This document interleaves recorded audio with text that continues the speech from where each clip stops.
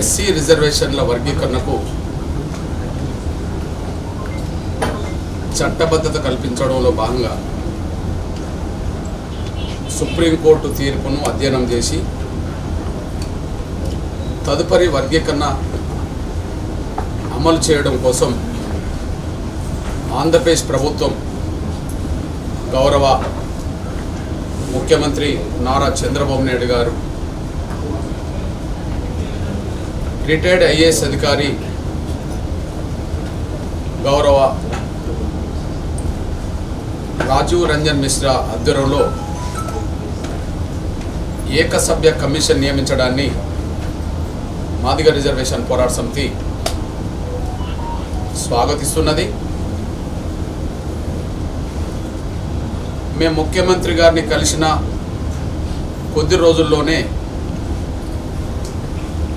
ఇచ్చిన మాట ప్రకారం కమిషన్ నియమించిన గౌరవ ఆంధ్రప్రదేశ్ ముఖ్యమంత్రి వర్యులు చంద్రబాబు నాయుడు గారికి ధన్యవాదాలు చెప్తున్నాం.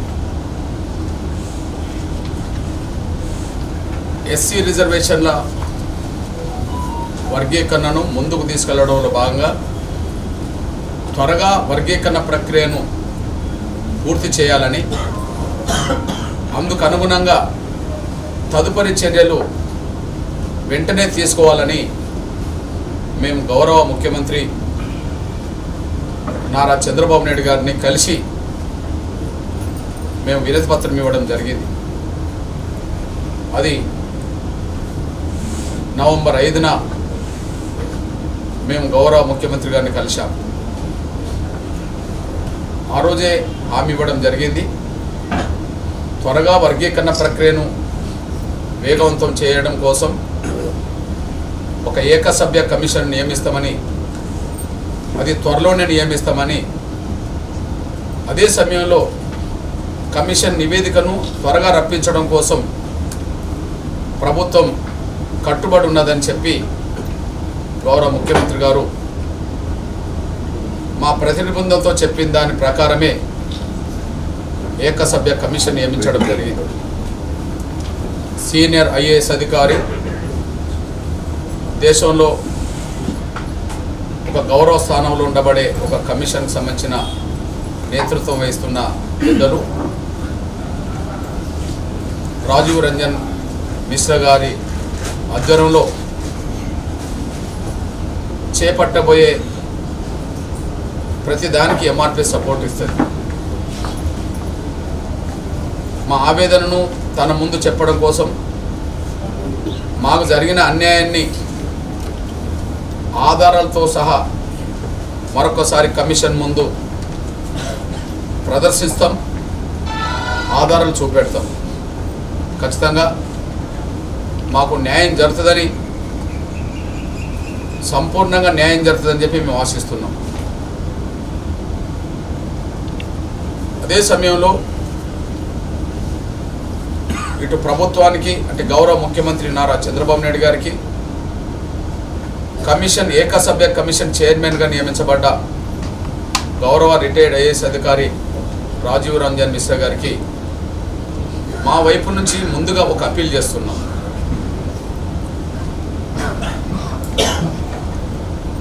కమిషన్ చైర్మన్గా బాధ్యతలు చేపట్టిన రోజు నుంచి 2 నెలల లోపు కమిషన్ నివేదిక ఇవ్వాలని చెప్పి ప్రభుత్వం కోరినట్టుగా మీడియా ద్వారా చూశాం. ఆ 2 నెలల కాలాన్ని మినిమం 1 నెల రోజుల్లో నివేదిక వచ్చే విధంగా ప్రభుత్వం మరియు కమిషన్ చొరవ తీసుకోవాలని, అందుకు అనుగుణంగా ముందుకు సాగాలని చెప్పి నేను రాష్ట్ర ప్రభుత్వానికి విజ్ఞప్తి చేస్తున్నాను. అదే సమయంలో కమిషన్ చైర్మన్ గారికి కూడా నేను విజ్ఞప్తి చేస్తున్నాను. సుప్రీంకోర్టు తీర్పును అధ్యయనం చేసి వర్గీకరణను ఎలా అమలు చేయాలనే విషయంలో హర్యానా ప్రభుత్వం కూడా ఒక కమిషన్ వేసింది. అది ఎస్సీ కమిషన్ వేయడం జరిగింది. ఆ ఎస్సీ కమిషన్ నివేదిక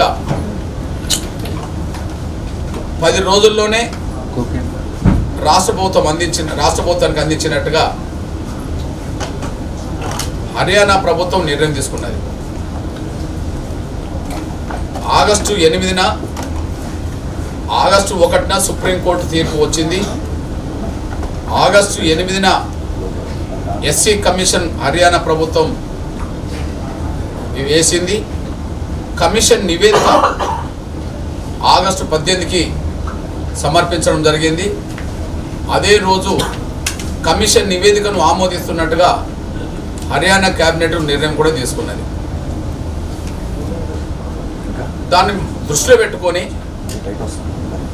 కమిషన్ కనీసం 1 నెల రోజుల గడువులోపు ఎస్సీ వర్గీకరణ మీద అధ్యయనాన్ని పూర్తి చేసి తదుపరి నివేదిక త్వరగా ఇవ్వగలిగితే రాష్ట్రంలో ఉండబడే లక్షలాది మంది నిరుద్యోగులకు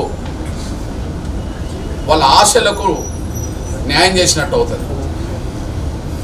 ఒక మాదిగ ఉపకులాల బిడ్డల నిరుద్యోగులకే కాకుండా ఆంధ్రప్రదేశ్లో ఉండబడే అన్ని వర్గాల బిడ్డలు, అన్ని వర్గాలకు సంబంధించిన నిరుద్యోగులు త్వరగా నోటిఫికేషన్లు రావాలని, త్వరగా మాకు ఉద్యోగ అవకాశాలు దక్కాలని చెప్పి లక్షలాది మంది నిరుద్యోగులు కూడా